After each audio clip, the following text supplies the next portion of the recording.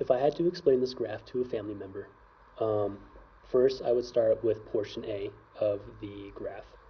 In portion A, we're looking at the aerobic metabolism activity.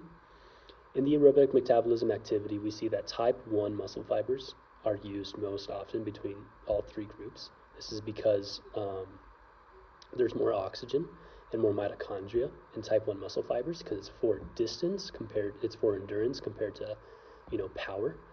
That's why we see a lot more type 1 muscle fiber in this aspect.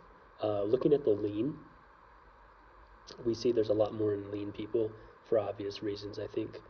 Moving forward, there's type 2A is the second highest. That's because that's in between power and endurance. That's what type 2A. And then type 2B or type 2X is going to be our power muscle fibers. That's why it's so little in this one.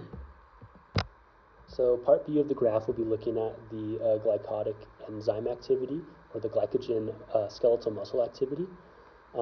As we can see, type 2X fibers are using a lot more glycogen or glycogenolysis activity because that's when glycogen and glycogenolysis activity occur the most.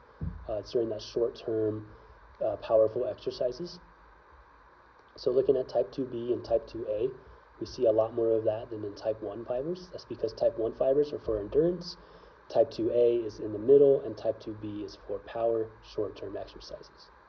For graph C, we're looking at the skeletal muscle lipid content.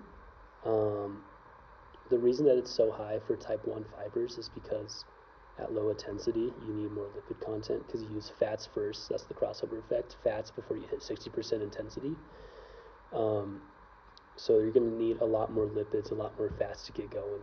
So type 1 fibers, that's your endurance fibers, you're going to be using a lot more of that lipid content in order to get going compared to your power fibers, which are type 2X fibers.